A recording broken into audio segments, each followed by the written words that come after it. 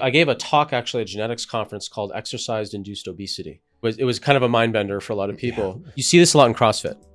And so what happens is that people who over-exercise, they develop this layer of water weight over there. You know who they are because you can't see, they may be strong, but they have no definition. They're inflamed.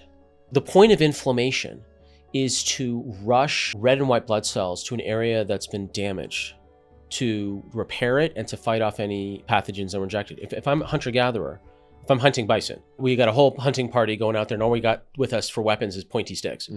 Okay, one of us is going to get bit, trampled, mauled, gored, whatever. If my genetics are prone for a very strong inflammatory response, like me, I'm a hyper-inflamer. You'd think that's bad. It's situational. If I'm bit and I have high inflammatory response, genetically wired, but what is a bite wound? It's tissue damage plus the injection of pathogens. So what is a strong inflammation response going to do? It's going to rush in red blood cells and white blood cells to repair the damage and kill the infection. I will have a much better short-term survival compared to my lower inflammatory prone hunting party member who will be slower to heal. And human evolution is all about trade-offs. I will more likely die from chronic inflammatory issues in the long term, but survive acute inflammatory issues in the short term.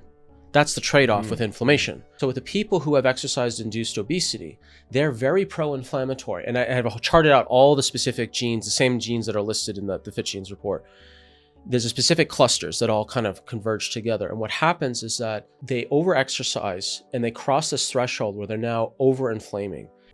If you're over-inflaming, now your body retains water in the interstitial fluid, the space between the cells, to dilute the inflammatory chemicals from damaging healthy cells.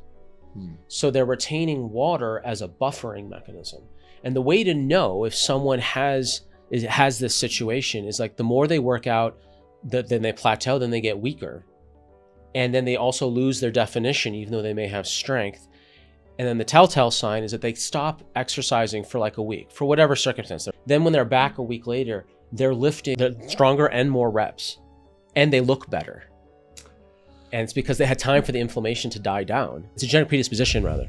So when you know your genetics, then you can actually titrate your exercise correctly. And for these people, I give them very specific anti-inflammatory diet, nutrients, and recovery protocols, pull them back from exercise, not completely, but I dial it back and increase their recovery. And then they feel better, look better, they're stronger, they're healthier, and they spend less time in the gym. I totally believe it. The most important thing I do for my fitness sometimes is resting. Resting, for sure.